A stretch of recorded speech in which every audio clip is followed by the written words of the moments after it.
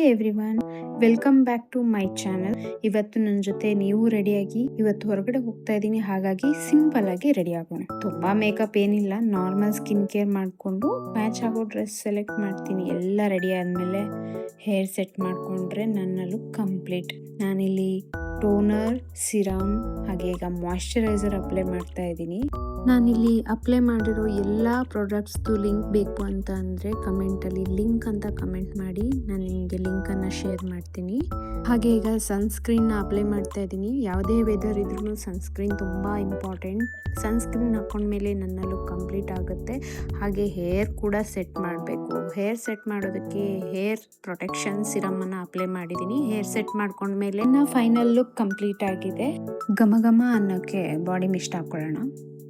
Body mist ಅಂತೂ ನನಗೆ ಬೇಕೇ ಬೇಕು, ತುಂಬಾ ಇಷ್ಟ ನನಗೆ.